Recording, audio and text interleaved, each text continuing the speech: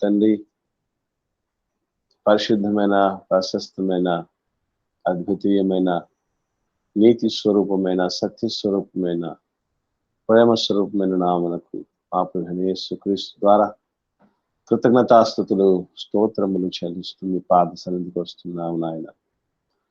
మేము నిన్నటి వారము ఆయనను మా నీతిని బట్టి కాక, మా అతిక్రమములను బట్టి కాక, నేటి వారిగా మీ దయా కిరీటమును ఈ దినము కూడా ధరింపచేసి మాకంటే యోగ్యులు, శ్రేష్ఠులు, ధన్యులైనటువంటి వారి కంటే ఉన్నతమైనటువంటి అవకాశాన్ని ప్రత్యేకముగా మాకు అనుగ్రహించి మమ్మ ఆదరించుటకు, బలపరచుటకు, మీ సాధనముగా వాడుకున్నటకు, మీ సాక్షులుగా ఈ లోకమందు నిలుచుటకు, నా తండ్రి మీ బిడలముగా లోకమును జయించిన విజయము, విశ్వాసమును సమృద్ధివంతం చేసుకుంటూ, సంపూర్తి చేసుకుంటూ, శ్వాస వీరుల మగుట కొరకు ఆయన ఈ దినములను ప్రేమించి మా కొరకు ప్రసాదిస్తున్న విధానమును బట్టి స్తోత్రములు చెల్లిస్తున్నాము నాయన.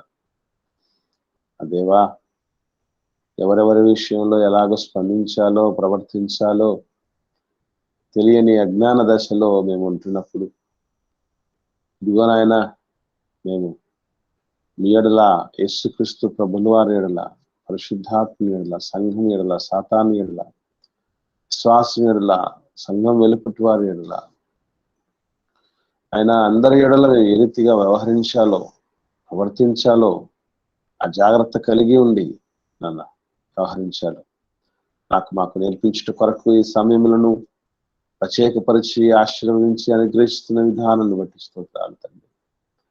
అదే కాలంలో మీ పిల్లలు ప్రతి దినమునైనా ఆశతో మీ సన్నిధిలో ప్రార్థన సిద్ధపరచుకుంటున్నారు, మీకు ఫలం అర్పిస్తూ ఉంటున్నారు. మీ నుండి వచ్చేటటువంటి దివ్యమైనటువంటి ఆత్మ నడిపింపు, ఆత్మ నియమము ద్వారా అందుకుంటున్నారు నాయన. ఎంత ధన్యకరమైన స్థితిలో మమ్మల్ని పెట్టారో తండ్రి, మీకు స్తోత్రాలు. ఇంకను అనేకులకు నాయన ఈ యొక్క సేవలు విస్తరించేలాగా కృప దయచేయండి. ప్రతి విషయంలోనూ నాయన అనేక రీతులుగా స్పందించగలిగినటువంటి, గురిగలిగినటువంటి పిల్లల్ని కొద్దిమంది అయినా నన్ను ప్రేమించి నాకు అనుగ్రహించారు. వీళ్ళు ఏ ఒక్కరిని పొగట్టుకొనకుండా అంతవరకు కాపాడుకున్నట్లు నాయన నాకు బలం అనుగ్రహించమని ప్రాధాయపడుతుంటున్నాను. ఈ సమయంలో నా తండ్రి, మీ విషయంలో మేమంతా ఏ రీతిగా స్పందించగలగాలో, ప్రవర్తించగలగాలో మూడవ మెలకువను మేము నేర్చుకున్నట్టుగా తండ్రి కృప దయచేయండి నాయన. ఆత్మ సహాయాన్ని ప్రసాదించండి. మహిమ ఘనత ప్రభావాల ద్వారా మీరే పొందుతున్నాను. యేసుక్రీస్తు ప్రభుల వారి పరిశుద్ధమైన నామములో ఈ ప్రార్థన మీకు సమర్పించి పొంది నాము తండ్రి, ఆమేన్. ప్రేమైన దేవుని బిడ్డలారా, దేవుని ఉన్నతమైన ఉచితమైన కృపను బట్టి ఇలా పరిశుద్ధ సన్నిధానంలో మనం అందరం చేరి ఉన్నాం. ఆయన యొక్క అనుగ్రహ ఐశ్వర్యమును బట్టి, ఆయన కృపా బాహుళ్యమును బట్టి, ఆయన దీర్ఘశాంతను బట్టి, ఆయన అనుదిన నూతన వాత్సల్యతను బట్టి తండ్రి అయిన దేవునికి యేసుక్రీస్తు ద్వారా కృతజ్ఞతాస్తుతి స్తోత్రాలను చెల్లిస్తూ మీకందరికీ ప్రభువైన యేసుక్రీస్తు నామములో శుభములు, వందనములు తెలియజేస్తుంటున్నాను. పిల్లరా, మరి గడిచిన పర్యాయము మనం నేర్చుకున్నటువంటి పాఠం ఎవరికైనా గుర్తుందా? గడిచిన పర్యాయము ఎవరెవరి విషయంలో క్రైస్తవులు ఎలా ప్రవర్తించాలి అనేటటువంటి ధారావాహికలో భాగంగా మనం నేర్చుకున్నటువంటి విషయం. దేని గురించి నేర్చుకున్నాం? సమస్తంతో దేవుని ప్రేమించాలి. Very good. సమస్తముతో దేవుని ప్రేమించాలి. పాఠాలన్నీ కూడా ఏవైతే సిరీస్ గా పరంపరగా వస్తూ ఉంటున్నాయో అవన్నీ దయచేసి గుర్తుంచుకోండి. నిత్యము అవి మనస్కరిస్తూ, నెమరు వేసుకుంటూ, నేర్చుకుంటూ, గుర్తుంచుకుంటూ, వాటిని జీవితంలో అన్వయించుకుంటూ రావాలి. అలా చేయని పక్షాన మనలో ఏ ఒక్కరికి వాటి వలన ప్రయోజనం కలగదు సరికదా, ఏవైతే జీవ సాధనాలని మనం అనుకుంటున్నామో అవి మరణ సాధనాలుగా కూడా ఉంటాయి. ఆత్మలను రక్షించుటకు శక్తి కలిగింది దేవుడి వాక్యమే. ఎప్పుడు అది రక్షించబడుటకు దాన్ని ఆశ్రయించినప్పుడు, సరైన కోణంలో సరైన రీతిగా ఆ సత్యవాక్కులను మనం సద్వినియోగం చేసుకున్నప్పుడు. కానీ దాన్ని సద్వినియోగం చేసుకోకుండా మనం దాన్ని పెడచెవిన పెడితే అంత్య దినంలో మనకు ఆ వాక్యే తీర్పు తీరుస్తుంది అనేటటువంటి విషయం కూడా మనం ఎవరు మర్చిపోకూడదు. కనుక పిల్లరా, దయచేసి మనం ఏదైతే నిత్యము వింటూ ఉంటున్నామో వాటి విషయంలో మీకు ఎటువంటి డౌట్స్ పెట్టుకోకండి. ఎందుకంటే చాలా మందికి ఏంటంటే రోజు ఇన్ని పాఠాలు, రోజుకు 2 విషయాలు వింటున్నాము, ఇవన్నీ మనకి ఎక్కడ గుర్తుంటాయి అనే ఆ పరిస్థితి వెళ్ళకండి. అసలు మన మెదడుకు దేవుడు పెట్టినటువంటి పవరు ఇప్పటి వరకు ఉన్నటువంటి ఏదో గిగాబైట్లు, టెరాబైట్లు అనేటువంటి చెప్తూ ఉంటారు చూసారా, మెమరీ పవర్ ఎక్కువ ఉన్నటువంటి స్పేస్. ఇటువంటివి ఎన్ని కావాలో మన మెదడుతో సమానం కావడానికి. కాబట్టి మెదడుకు దేవుడు చాలా శక్తి ఇచ్చాడు. ఏ ఒక్కరు కూడా అయ్యో ఇవన్నిటితో మనం ఎక్కడ అవుతుందో, ఎన్ని ఎక్కడ గుర్తుంటాయో, ఒకవైపు ఇంటి పరిస్థితులకు సంబంధించి, ఒకవైపు చేస్తున్నటువంటి పనికి సంబంధించి ఇవన్నీ ఎక్కడ అవుతుందా అని ఆ మైండ్ సెట్ ఫస్ట్ తీసేయండి. మన మైండ్కు మన మెదడుకు దేవుడు ఇచ్చినటువంటి శక్తి చాలా గొప్పది. అది ఎంత మనం విమర్శ చేస్తే దాని లోపలికి, ఎంత దానికి పదును పెడితే అంత అది పదునెత్తుంది. ఓకే, అటు దయచేసి ప్రతి ఒక్కరం కూడా ముందుగా ఎవరెవరి విషయంలో మనం ఎలా ప్రవర్తించాలనేది ఎంతో కాలంగా మనకు తెలియనటువంటి విషయాలని దేవుడు ఈనాటికి మనల్ని ప్రేమించి మనకు చేరువ చేస్తూ ఉంటున్నాడు. ఓకే, ఇటువంటి అవకాశాన్ని మనం ఎట్టి పరిస్థితుల్లో జారవిడ్చుకోకుండా సద్వినియోగపరచుకోవాలి. నేను ఇంతకుముందే చెప్పడం జరిగింది, లెసన్ అయిపోయిన తర్వాత ఒకరు స్పెషల్ గా క్వశ్చనీర్ కూడా తయారు చేయాలి, ప్రశ్నావళి కూడా తయారు చేస్తే వినేటువంటి వాళ్ళు అలర్ట్ గా వినడానికి అవకాశం ఉంటుందని కూడా చెప్పడం జరిగింది. ఇంకోటి ఏంటంటే, లెసన్ అయిపోయిన తర్వాత రెఫరెన్సెస్ కూడా చెప్పండి అని చెప్తున్నా. ఒకవేళ చెప్తున్న వాళ్ళకి గుర్తు లేకపోయినా రెఫరెన్సెస్ ఉన్నాయి చెప్పడానికి అని ఒకరు జ్ఞాపకం చేసి మరీ రెఫరెన్సెస్ అందరికి రీకాల్ చేయాల్సినటువంటి అవకాశం ఉంది. సో వస్తున్న వాళ్ళు మనం కొద్దిమంది అయినప్పటికీ కూడా గుర్తుపెట్టుకోవాల్సినటువంటి విషయం ఏంటంటే, అందరూ కూడా అలర్ట్ గా ఒక్కొక్కరు 1000 మందిని తరుమును అన్నట్టుగా మనం ఉండగలిగినటువంటి పరిస్థితి ఉండాలి. సో మనం ఇప్పుడు 2 విషయాలు నేర్చుకోవటం జరిగింది. మొట్టమొదటి విషయం, దేవుడి విషయంలో ఎలా స్పందించాలి మనం అనేటటువంటి విషయంలో దేవుని గురించి మరింత ఎక్కువగా తెలుసుకోవాలి అన్నటువంటి విషయాన్ని, సమస్తముతో దేవుణ్ణి ప్రేమించాలి అనేటటువంటి దాన్ని మనం నేర్చుకోవటం జరిగింది. సో ఇందులో అల్టిమేట్ గా మనం గుర్తుపెట్టుకోవాల్సినటువంటి విషయం, ప్రభు అడిగాడు కదా, యేసుక్రీస్తు ప్రభుల వారు సీమోను పేతురుని అడగడం జరుగుతుంది, నువ్వు నన్ను ప్రేమిస్తున్నావా అని. సేమ్ క్వశ్చన్ నన్ను అడిగినప్పుడు మనం అవును ప్రభువా, నేను నిన్ను ప్రేమిస్తున్నాను, నీకే తెలుసు నేను నిన్ను ప్రేమిస్తున్నది అనే మాట చెప్పినప్పటికీ కూడా, ఈవెన్ అప్పటికే పేతురు గారు ఎంతో సాధించారు, ఎంతో నిరూపించుకున్నారు.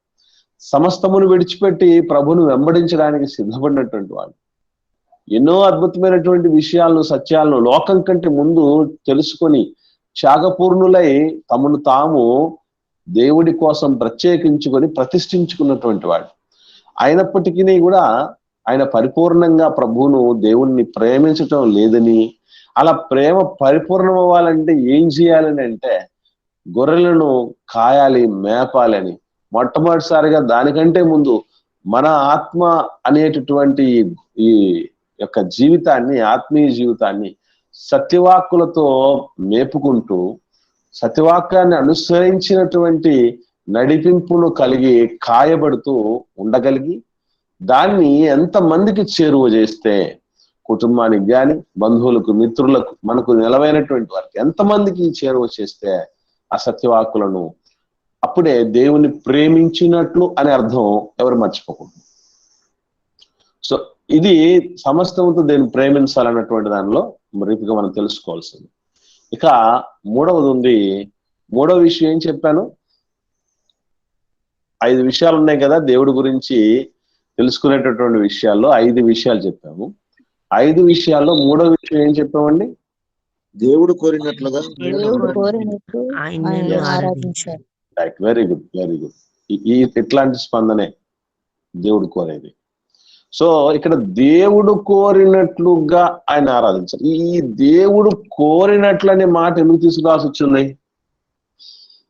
అంటే, దేవుడు కోరింది వేరు, జీవుడు చేస్తున్నది వేరు అని అర్థం. ఇక్కడే మనం అర్థం చేసుకోగలిగితే ఆ యొక్క పద ప్రస్తావనలోనే మనకు అర్థం కావాలి. ప్రపంచవ్యాప్తంగా ఆరాధనలు 2 రకాలు. అదేమిటంటే, మానవ కల్పితాలుగా మానవ పద్ధతులలో చేసేటటువంటి ఆరాధన ఒకటైతే, 2 దేవుడు కోరినట్లుగా చేసే ఆరాధన. దీన్నే 2 రకాలుగా చెప్పడం జరిగింది. పరిశుద్ధ గ్రంథంలో 2 విధాలుగా చెప్పడం జరిగింది దేవుడు కోరినట్లు ఆరాధన.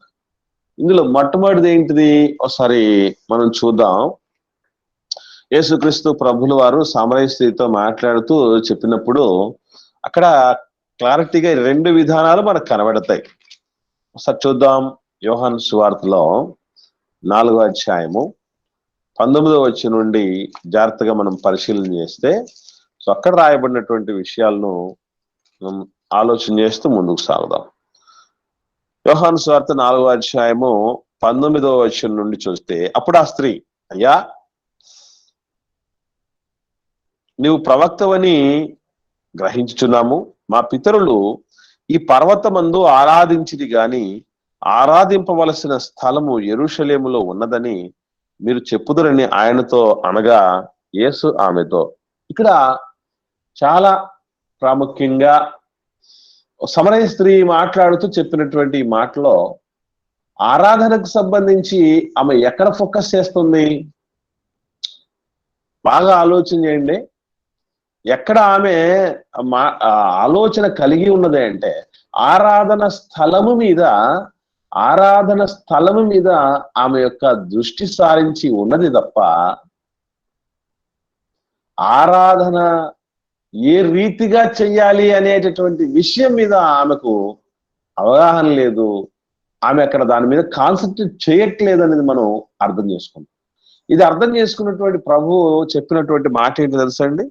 ఒకసారి చూద్దాం. 21వ వచనం. అమ్మా, ఒక కాలము వచ్చుచున్నది, ఆ కాలమందు ఈ పర్వతము మీదనైనను యెరూషలేములోనైనను మీరు తండ్రిని ఆరాధింపరు. మీరు అంటున్నారు కదా, ఈ పర్వతం మీద అయితే మా కోసం, ఈ సమరయ పట్టణంలో ఒక పర్వతం ఉంది, ఆ పర్వతం మీద మేము మా పితరులందరం ఆరాధిస్తున్నాం, సమరయులు అందరం. కానీ మీరైతే ఆరాధించే స్థలం ఇది కాదు కదా, యెరూషలేములో కదా ఆరాధించాలి అని మీరు చెప్తారు అని అంటే, అమ్మా తల్లి, పర్వతము యెరూషలేము ఇవి కాదు నాయనా. దేన్ని మనం ముఖ్యంగా ఫోకస్ చేయాలి?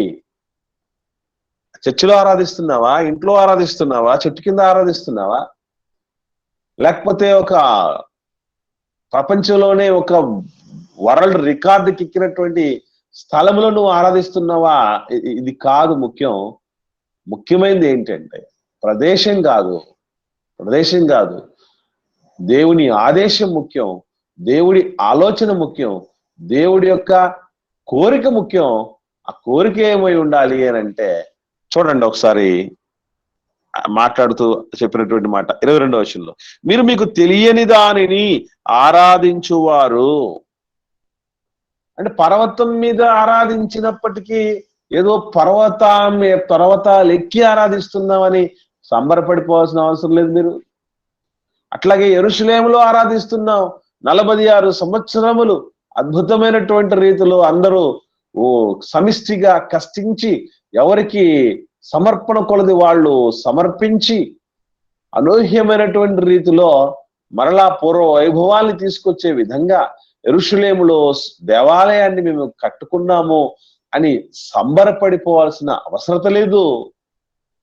వీటన్నిటికంటే ముఖ్యంగా ఏం చేయాలి అని అంటే అదే చెప్తున్నాడు ప్రభు, మీరు మీకు తెలియని దాన్ని ఆరాధిస్తున్నారు. ఎట్లాంటి వాళ్ళు కూడా ఉంటారా ప్రపంచంలో? అసలు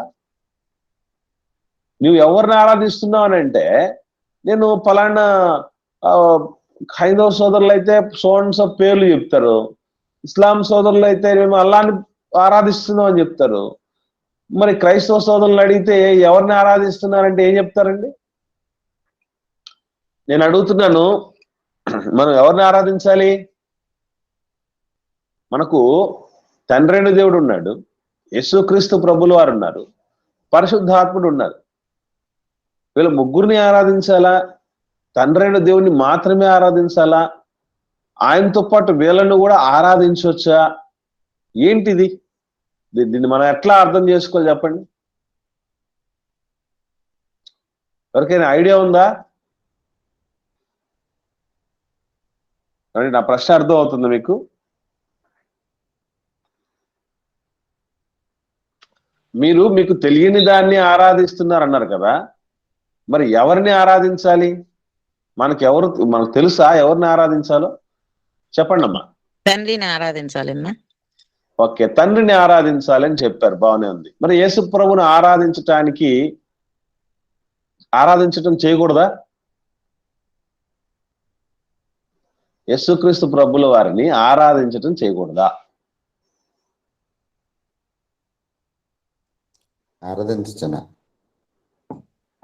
ఆరాధించచ్చు అని ఒకటి చెప్పండి అమ్మా. తండ్రి, కుమార, పరిశుద్ధాత్మతో మనం దేవుణ్ణి ఆరాధించుకోవాలన్నా. అమ్మా అది కాదమ్మా. తండ్రి, కుమార, పరిశుద్ధాత్మతో దేవుణ్ణి ఆరాధించాలంటే ఇప్పుడు మొత్తం 4 అవుతారు. రైట్, జాగ్రత్తగా వినండి పిల్లరా. మొట్టమొదటి విషయం ఏంటంటే క్లారిటీగా చెప్తూ ఉన్నారు చూడండి, కిందికి చదివితే, మీరు మీకు తెలియని దాన్ని ఆరాధిస్తున్నారు. మేము అన్న వాళ్ళలో అన్న జాబితాలో ఎవరున్నారు ఇక్కడ? మేము అని అంటున్నారే, మాట్లాడుతున్నది ఎవరు అక్కడ? యేసుక్రీస్తు ప్రభులు వారు మాట్లాడుతున్నారు. యేసుక్రీస్తు ప్రభులు వారు మాట్లాడుతూ మేము అని మిగతా తనతో పాటు తన ఆరాధించే వాళ్ళ గుంపు గురించి చెప్తున్నారు. అంటే మొత్తానికి యేసుక్రీస్తు ప్రభుల వారు సైతం ఆరాధించే ఒక అల్టిమేట్ సూపర్ న్యాచురల్ పవర్ ఉన్నారనమాట. ఆయన ఎవరు అంటే, కొత్త నిబంధనలో ఆయనకు యెహోవా అన్న పేరు ఎక్కడా కనబడదు. మీరు భూతద్దం పెట్టి వెతికినా కూడా కొత్త నిబంధనలో యెహోవా అన్న పేరు కనబడదు. పాత నిబంధనలో యెహోవా అన్న పేరు లేకుండా వేరే పేరే కనబడదు. కొత్త నిబంధనలో ఏముంటుంది అంటే తండ్రి అని ఉంటుంది, ఇంకా ప్రభువు అని ఉంటుంది. ఓ ఇశ్రాయేలు వినుము, నీ పూర్ణ ఆత్మతోను, నీ పూర్ణ శక్తితోను, పూర్ణ బలంతోను ప్రభువును ఆరాధించాలి అని ఉంటుంది. అక్కడైతే పాత నిబంధనలు అయితే యెహోవాని ఆరాధించాలి అని మాట్లాడతాడు, ప్రేమించాలని. సో క్రొత్త నిబంధనలోకి వచ్చేసరికి పూర్తిగా స్పష్టత వచ్చేస్తుందండి. ఎక్కడే గాని సమస్య గాని, అస్పష్టత గాని, చిక్కుముడులు గాని ఉండవు. అల్టిమేట్ గా పాత నిబంధనలో మరి ఆయనకి ఎందుకు అలాంటి పేరు వాడాల్సి వచ్చింది? కొత్త నిబంధన వచ్చేసరికి ఎందుకు ఆ పేరు లేకుండా పోయింది అనేది కూడా ఒక మంచి పాఠం అండి. యెహోవా అనే పేరు ఎందుకు కొత్త నిబంధనలో రాయబడలేదు అనేది పాఠం మాట్లాడాను నేను మనకు జేసీసీ మెసేజెస్ అనే యూట్యూబ్ ఛానల్. స్పష్టంగా తెలుసుకోవాలనుకున్నటువంటి వాళ్ళు ఆ మెసేజ్ వినండి. సరే, ఇక్కడ ఏది ఏమైనా మనం తెలుసుకోవాల్సిన విషయం ఏంటంటే, యేసుక్రీస్తు ప్రభుల వారితో సహా అందరము ఆరాధించవలసినటువంటి వ్యక్తి ఉన్నారు. ఆయన ఎవరు అనంటే, ఆయన ఎవరో కాదు, తండ్రి. అందుకే క్లారిటీగా చెప్తూ, మేము మాకు తెలిసిన దానిని ఆరాధించు వారము, రక్షణ యూదుల నుండి కలుగుచున్నది. అయితే యథార్థముగా ఆరాధించువారు ఆత్మతోను సత్యముతోను తండ్రిని ఆరాధించు కాలము వచ్చుచున్నది, అది ఇప్పుడును వచ్చే ఉన్నది. తన్ను అంటే తండ్రిని ఆరాధించువారు అట్టివారే కావాలనని ఆ తండ్రే కోరుచున్నాడు అన్నాడు. సో ఇక్కడ అల్టిమేట్ గా మనకు అర్థమైనటువంటి విషయం ఒకటి ఉంది. అదేంటంటే ఆరాధించవలసినది తండ్రిని అని. అయితే గుర్తుంచుకోండి, జాగ్రత్తగా వినండి. యేసుక్రీస్తు ప్రభువుల వారు మరణాన్ని గెలిచిన తర్వాత, పునరుత్థానుడైన తర్వాత ఎటువంటి స్థితిలోనికి వచ్చాడు అని అంటే, ఆయన సర్వాధికారము తండ్రి చేత పొందటం జరిగింది. తండ్రిలాగే ఆయన ఘనమును, ఐశ్వర్యమును, స్తుతియును, స్తోత్రమును పొందను అర్హుడు అనేటటువంటి మాట మనకు ప్రకటన గ్రంథంలో కూడా చాలా స్పష్టంగా కనబడుతుంది. అనగా తండ్రి అయిన దేవుడితో పాటు యేసుక్రీస్తు ప్రభుల వారిని కూడా ఆరాధించాల్సినటువంటి ఆ స్థానం ఆయనకు పొందుకోవటం జరిగింది. అయితే మనం చెయ్యకూడదు ఏంటంటే, తండ్రిని పక్కన పెట్టి మొత్తం అంతా యేసు ప్రభువే అన్నటువంటి రీతిగా చేయకూడదు. ఆయన కూడా ఆరాధనకు యోగ్యుడు అన్నటువంటి రీతిగా ఉండాలి తప్ప, యేసుప్రభుకు స్తుతులు చెప్పచ్చా? ప్రశాంతంగా చెప్పచ్చు. స్తోత్రాలు చెప్పచ్చా? ఆయన స్తోత్రార్హుడు. మహిమ, ఘనత, ప్రభావములు ఆయనకు కూడా చెందటానికి అర్హతను సంపాదించుకోవటం జరిగింది ప్రభు. అయితే తండ్రిని ప్రక్కన పెట్టేసి మొత్తం యేసుప్రభువే అన్నట్టుగా కనుక మనం ఆరాధన చేస్తే అది రాంగ్ అవుతుంది, అది సత్య దూరం అవుతుంది. ఇది గమనించండి. ఓకే, తండ్రిని ఆరాధిస్తూ క్రీస్తుకు మనం విధేయత చూపడం విషయంలోను, ఆయనకు స్తుతులు చెల్లించే విషయంలోను, ఆయనను బట్టి మన ప్రభువుగా ఆయన్ను ప్రతిష్ఠించుకొని మన హృదయాల్లో ఆయన అడుగుజాడల్లో నడవటం అనేది ఎట్టి పరిస్థితుల్లో మనం చేయాల్సినటువంటి పనే. నన్ను చేర్చుకున్నవాడు, నన్ను గణపరచువాడు నా తండ్రిని గణపరుస్తాడు అని ప్రభు ఏనాడు చెప్పడం జరిగింది. అయితే మనం ఇక్కడ చెయ్యకూడని పని అది ఇంతకుముందు చెప్పినట్టుగా తండ్రిని ప్రక్కన పెట్టి అంతా ఈయనే తండ్రి అన్నటువంటి రీతిగా ఆలోచన చేయటం చాలా పొరపాటు. ఇలాంటి తప్పులు చాలా మందిని చాలా సందర్భాల్లో చాలా రకాలుగా చేస్తూ ఉంటున్నాం. తండ్రి ప్రతిష్ఠించి పంపినటువంటి యేసు ప్రభు ప్రాణమిస్తే ఎన్నో సందర్భాల్లో మనం అన్నటువంటి మాట ఏంటి, ముఖ్యంగా బల్ల తీసుకునే సమయంలో ప్రార్థన చేయమంటే సిస్టర్స్ కానీ బ్రదర్స్ కానీ చేసే ప్రార్థన ఏంటి, నాయన నువ్వే రక్తం గార్చావు అని మాట్లాడతారు. పొరపాటు. తండ్రి అయిన దేవుడు అసలు శరీరాన్ని ధరించుకొని ఈ భూమి మీదకి రాలేదు. ఆయన సమీపింపరాని తేజస్సులో ఉన్నటువంటి వాడు, అమరత్వం గల వాడై ఉన్నటువంటి వాడు. మనుషుల్లో ఏ ఒక్కరు ఆయన సమీపించలేరు. అందుకే ఎవరూ సమీపింపలేని తేజస్సులో నివసించు నా యేసయ్య అన్నాడు ఒక ఆయన పాట పాడుతూ. అంతా కలగుర గంప. పాట పాడేటప్పుడు, వాక్యం మాట్లాడేటప్పుడు కావచ్చు, ప్రార్థన చేసేటప్పుడు కావచ్చు, ఇద్దరిని కలిపేస్తారు. కలపటం అంటే వాళ్ళ ఐక్యత ఉంది. తండ్రి ఏదైతే సంకల్పించాడో దానికి కార్యరూపం దాల్చే ఐక్యత ఉంది. అటువంటి ఐక్యత వేరు మళ్ళీ.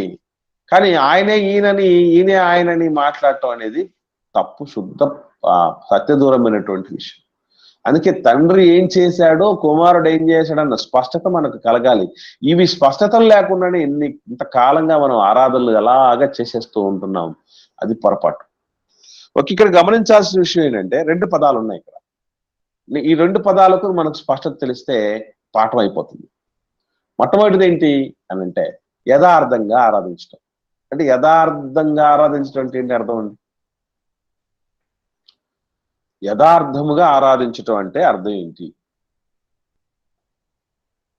ఎవరికైనా ఐడియా ఉంటే చెప్పండి. యథార్థంగా ఆరాధించేటువంటి వాళ్ళని ప్రభు అన్నాడు కదా, దీని అర్థం ఏంటి? పెదవులతో కాకుండా క్రియలతో ఆరాధించకుండా. ఓకే, ఇంకా మీకు ఏం అర్థమైంది అనేటటువంటి మాకు తెలిస్తే చక్కగా దేవుడు ఎలా చేయమన్నాడో అలా ఆరాధించడం. ఏమా? దేవుడు ఎలాగైతే చెప్పాడో ఆ రీతిగా ఆరాధించడం. ఓకే, దేవుడు ఎలా చెప్పాడో అలాగా ఆరాధించటం. ఓకే, ఇంకా మనం వినిన వాక్యానుసారంగా మన ఆత్మతో సత్యముతో హృదయపూర్వకంగా ఆయన్ని ఆరాధించాలన్నా.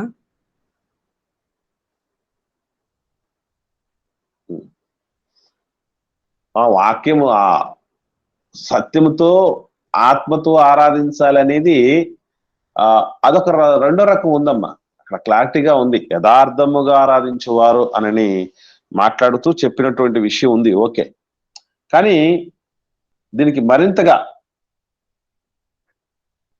మనకు తెలియాల్సినటువంటి ఆవశ్యకత ఉంది.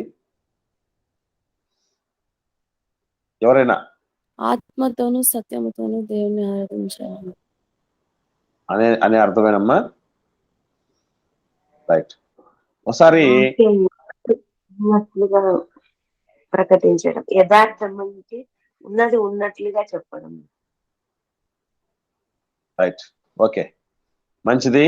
ఒకసారి మనం చెప్పండి బ్రదర్. మాట వినడం అన్న ఆరాధించడం అంటే, యథార్థంగా ఆరాధించడం అంటే దేవుని మాట వినడం. రైట్, ఒకసారి మనం చూద్దాం యథార్థత అనేటటువంటి ఆ పదానికి అర్థం ఏంటి అనేటటువంటి విషయాన్ని జాగ్రత్తగా పరిశీలన చేస్తే యోబు గ్రంథం చూద్దాం. యోబు గ్రంథం 33వ అధ్యాయము. యోబు గ్రంథం 33వ అధ్యాయం 27వ వచనాన్ని చూద్దాం. 27వ వచనం. అప్పుడు వాడు మనుషుల ఎదుట సంతోషించుచు ఇట్లని పలుకుడు, యథార్థమైన దానిని వ్యత్యాసపరిచి నేను పాపము చేసి తిని. అంటే యథార్థత అంటే యథార్థమైన దానిని వ్యత్యాసపరిచి ప్రార్థన చేసి తిని అంటే అర్థం ఏంటి? యథార్థత అనే పదానికి వ్యతిరేక పదం పాపం. అంటే యథార్థత అంటే అర్థం ఏంటి? పాపమెరుగని ఆరాధన అని అర్థం. పాపమెరుగని ఆరాధన. ఇంకా చెప్పాలంటే పాపం అంటే అర్థం ఏంటి? చాలా అర్థాల్లో ఉన్నాయి, చాలా మీనింగ్స్ చెప్పాడు దేవుడు ఆ పాపాన్ని మనం డిఫైన్ చేయటానికి. ముఖ్యంగా ఆజ్ఞను అతిక్రమించని ఆరాధన. యథార్థమైనది అంటే పాపరహితమైన ఆరాధన, ఆజ్ఞను అతిక్రమించని ఆరాధన. ఎందుకంటే ఆజ్ఞ అతిక్రమమే కదా పాపం. అందుకొరకు యథార్థంగా ఆరాధించటం అని అంటే సత్యవాక్కులను అనుసరించి పాపం అనే దాంట్లో ఎంటర్ అవ్వకుండా మనం ఆరాధించటం. మరి ఎట్లా ఎంటర్ అవుతున్నాయి ఇది కూడా మనకు తెలియాలి. ఏమండి, ఇది రెండు పార్ట్లుగా మనం నేర్చుకుందాం. మొట్టమొదటిది యథార్థంగా ఆరాధించడం అంటే ఏంటో తెలుసుకున్న తర్వాత ఆత్మతో ఆరాధించడం అంటే ఏంటి, అలాగే సత్యముతో ఆరాధించడం అంటే ఏంటి అన్నటువంటి విషయాలు కూడా చాలా స్పష్టంగా తెలుసుకుందాం. ఓకే, ఇప్పుడు యథార్థత. ఇంకా సిస్టర్ మాట్లాడుతూ కూడా చెప్పాడు, ఉన్నది ఉన్నట్టుగా. అంటే ఉన్నదంటే ఏంటి? ఎక్కడున్నది? ఆజ్ఞల్లో ఉన్నది అని అర్థం. దేవుడు చెయ్యమన్నది అదే ఉన్నది. ఉన్నవాడు చెప్పినదే ఉన్నది. ఆయన చెప్పినట్టుగా మనం పాపరహితమైనటువంటి రీతిగా ఆరాధించటం అంటే, ఇందులో ఆరాధనలో మనం ఏం చేస్తాం అంటే ప్రార్థనలు చేస్తాం, కీర్తనలు పాడతాం, దేవుడి వాక్యం వింటాం. ఈ మూడు విషయాలు చాలా స్పష్టంగా మనం చేసేటువంటి పనులు. ఓకే, ప్రార్థన చేస్తాం, కీర్తన పాడతాం, దేవుడి వాక్యం వింటాం.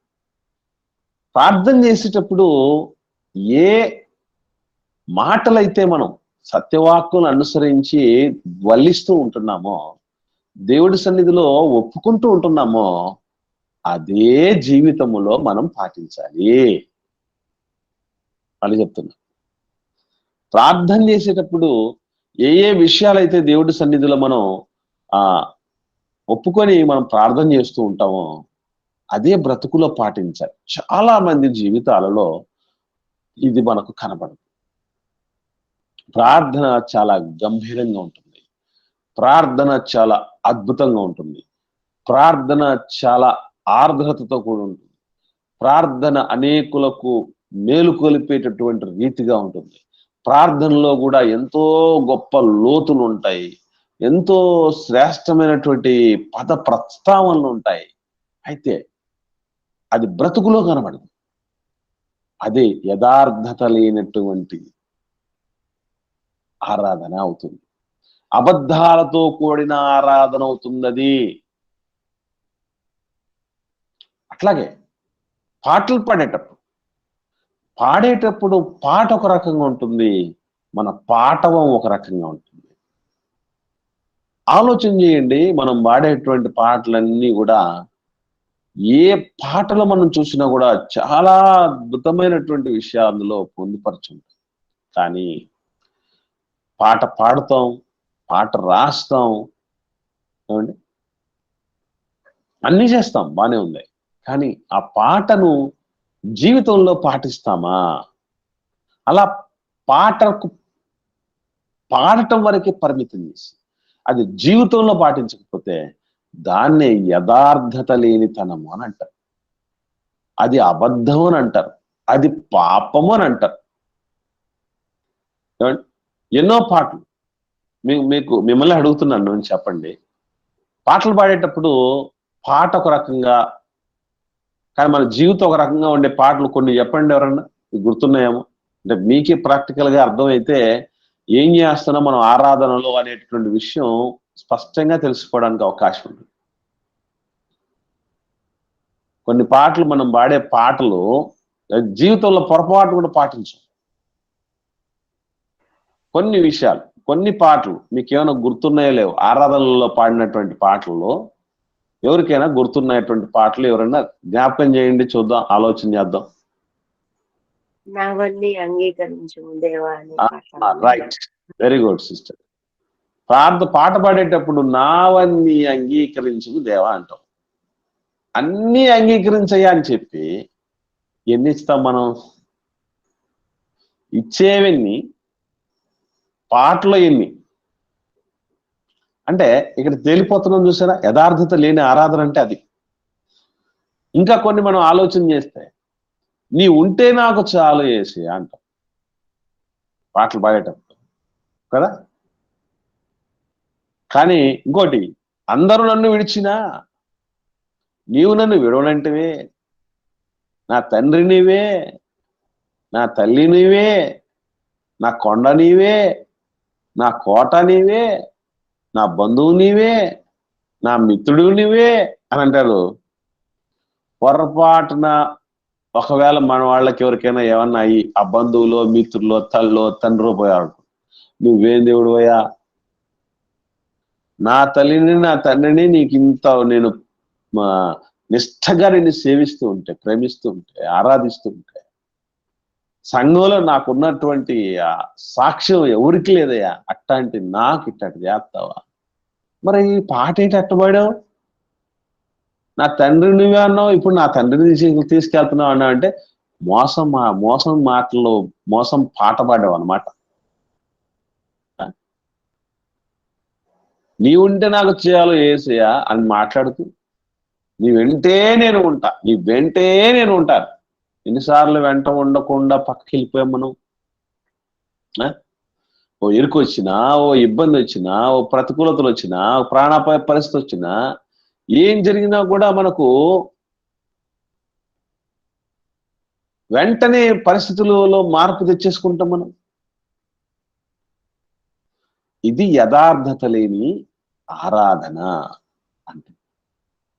ఇక మనము దేవుడికి ఎన్ని ఊసులు చెప్పుంటాం. మన 2023 స్టార్టింగ్ లో కూడా చెప్పుంటాం, డిసెంబర్ 31 కూడా చెప్పుంటాం. వాటన్నిటిని మనం జీవితంలో పాటిస్తున్నాం మనం. అసలు అదే యథార్థత లేని ఆరాధన అంటే. వింటున్న వాక్యం ఏంటి? అబద్ధాలు చెప్పొద్దు అన్నాడు దేవుడు. ఎస్, వింటున్న వాక్యాన్ని అనుసరించి మనం అబద్ధాలు చెప్పుకుని ఉండగలుగుతున్నాం. వేషధారణ వద్దంటున్నాం, వేషధారణ మానేసాం మనం. మోసం చేయడం వద్దాను, మోసాలు మానేసామా? బూతులు మాట్లాడతానండి, బూతులు మానేసామా? విన్నదేంటి, చేస్తున్నదేంటి? ప్రార్థించినదేంటి, చేస్తున్నదేంటి? పాట పాడినదేంటి, చేస్తున్నదేంటి? ఇది యథార్థత అంటే. ఏదైతే మనం దేవుడి సన్నిధానములో ఒప్పుకొని ఇచ్చున్నామో, ఒప్పుకొని పాడామో, ఒప్పుకొని ప్రార్థించామో, ఒప్పుకొని విన్నామా, వాటన్నిటి బ్రతుకులో పాటించటమే ప్రియులారా యథార్థంగా ఆరాధించటం అంటే. అట్లా ఉంది మన బ్రతుకులు. చెప్పండి, ఆలోచన చేయండి. నిజంగా అలాగ ఉంటే ఈరోజు మన సేవలు, మన పరిచర్యలు, మన కుటుంబాలు రగిలిపోతాయి. దేవుడి సేవ కోసం పరితపించిపోతాయి. ఆయన అసలు దేవుడిచ్చిన దానికి ఏం చేసి ఆయన రుణం తీర్చుకోగలం మనం చెప్పండి. ఆయన ఇచ్చిన ఊపిరికి వెలకట్టగలమా? ఆయన ఇచ్చినటువంటి అవయవాల పనితీరుకు వెలకట్టగలమా? ఆయన ఇచ్చిన ఆరోగ్యానికి వెలకట్టగలమా? ఆయన ఇచ్చిన రక్షణకు వెలకట్టగలమా? నిత్యం మన కోసం పరితపించే వాళ్ళను మనం వాళ్ళని పట్టించుకోకపోయినా ఇదిగో మనం ఏదో ఒక రూపైన వాళ్ళకు మనం పుషప్ ఇవ్వాలన్నటువంటి ఆలోచన చేసేటువంటి వాళ్ళు ఎంతమంది లేరు? అట్లాంటి వాళ్ళందరినీ మన కోసం దేవుడు అనుగ్రహిస్తే ఇన్ని అవకాశాలు సద్వినియోగం చేసుకొని మనం నేర్చుకున్నది ఆఖరికి వేషధారణతో కూడిన బ్రతుక. ఆలోచించేయండి. వేషధారణతో కూడిన జీవితమా? ప్రతి జాతి మనుషుల్ని ఒక్కడి నుండి పుట్టించాడు అని చెప్పి విషయం నేర్చుకున్నాగా. మనం అందరం దేవుని పిల్లలమే అని చూస్తున్నాంగా. కానీ కులం వచ్చినప్పుడు, కుల ప్రస్తావనలు వచ్చినప్పుడు ఖచ్చితంగా వాళ్ళు మనోళ్ళు, వీళ్ళు మనోళ్ళు కాదు అన్నటువంటి ఆలోచన చేస్తూ ఉన్నాం. చూసారా? అదేనండి వేషధారణతో కూడిన ఆరాధన అంటే. ఆ సమరయ స్త్రీకి మనకేం తేడా లేదు. ఆమె కూడా బ్రతుకులో మార్పు లేకుండా, యథార్థత లేకుండా ఆరాధించింది ఆమె. మేము మా పితరులము ఇదిగో ఈ పర్వతం మీద ఆరాధిస్తున్నాం అన్నటువంటి గొప్పలకు పోయినటువంటి ఆమె 5 పెనిమిట్లు కలిగి ఉన్నవాడు తనవాడు కాదని 6 మందిని మెయింటైన్ చేస్తూ ఉన్నది. ఆడుదానిగాను మగదానిగాను ఒక్క ఆదాముకి ఒక్క హవ్వమ్మని, ఒక్క హవ్వమ్మకు ఒక్క ఆదామును, ఒకరికి ఒకరు జీవితాంతం నమ్మకంగా ఉండాలన్నటువంటి దాన్ని ఆరాధనకు వెళ్తుంది. ఆమె ఆరాధనకు రెగ్యులర్గా వెళ్తుంది, మనకంటే రెగ్యులర్గా వెళ్తున్నా. ఎందుకంటే ప్రస్తావన మనం చూడగలిగితే మాట్లాడే మాటలను బట్టి వాళ్ళు ఏ ఇంటెన్షన్ తో ఉంటున్నారు అనేటువంటి విషయం మనకు అర్థం అవుతుంది కదా. మరి అలాంటిది ఇక్కడ బాగా గమనించగలిగితే ఆమె మాట్లాడడానికి చాలా ఆస్పెక్ట్స్ లో మాట్లాడచ్చు, చాలా విషయాలు మాట్లాడచ్చు. ఇంట్రెస్ట్ లేదని చెప్పొచ్చు. ఒకవేళ ఇన్ కేసు యేసు ప్రభువే ఎత్తుబడి చేసిన విషయాన్ని మీద ఆమె డిస్కషన్ కొనసాగించలేక ఐఎమ్ నాట్ ఇంట్రెస్టెడ్ అని చెప్పేసి వదిలేయచ్చు. కానీ అలా వదిలేదు, డిస్కస్ చేస్తున్న యేసు ప్రభుతో పాటు. అంటే మొత్తానికి ఏదో మైండ్లో ఉంది. కానీ రోజు సంఘానికి వెళుతూ ఉన్నా, ప్రార్థన చేస్తూ ఉన్నా, కీర్తిస్తూ ఉన్నా, వాక్యం వింటూ ఉన్నా, ఆ బ్రతుకుల మార్పులే చూసారా? అదేనండి యథార్థత లేని ఆరాధన అంటే. అటువంటి ఆరాధనను ఎంత కాలంగా మనం చేసి ఉంటాం గమనించాలి. ఓకే, సో తర్వాత కాలంలో మనం ఏం నేర్చుకుందాం అంటే ఆత్మతో దేవుణ్ణి ఆరాధించడం అంటే ఏంటి, సత్యముతో దేవుణ్ణి ఆరాధించడం అంటే ఏంటి అన్నటువంటి విషయాలను మనం నేర్చుకునే ప్రయత్నం చేద్దాం. ఈరోజు సాయంత్రం కూడా నేనే తీసుకుంటాను క్లాసు. రేపటి దినాన్న తెల్లవారిని నేను తీసుకోవటానికి స్కోప్ ఉండదు. ఎందుకంటే జర్నీలో ఉంటాను, హైదరాబాద్ మీటింగ్స్ ఉన్నాయి, నిన్న పాంప్లెట్ మీరు చూసుంటారు. కాబట్టి ఈరోజు సాయంత్రం మాట్లాడాల్సినటువంటి తమ్ముడు సురేష్ రేపు తెల్లవారు తీసుకుంటాడు. ఈరోజు సాయంత్రం దీన్ని కంటిన్యూ చేస్తాను నేను. ఎందుకంటే ఈ మధ్యకాలంలో మీటింగ్స్ని బట్టి నేను కొంచెం అడ్జస్ట్మెంట్స్ కావాల్సిన పరిస్థితులు ఉంటాయి. పూర్తిగా అందుబాటులో ఉండే పరిస్థితులు, అలాగే పూర్తిగా అందుబాటులో లేని రోజులు కూడా రావడానికి అవకాశాలు ఉంటాయి. హాలిడేస్ అయిపోయేంత వరకు ప్లీజ్ దయచేసి అందరూ అర్థం చేసుకొని సహకరించండి. సో ఇప్పటి వరకు విన్నటువంటి దాంట్లో ఎవరికైనా ఏమైనా సందేహాలు ఉంటే దయచేసి అడగండి. లేని పక్షాన ఏదైనా ప్రత్యేకత ఉంటే దాన్ని జ్ఞాపకం చేయండి. ఏది లేకపోతే ఒకరు ప్రార్థించండి.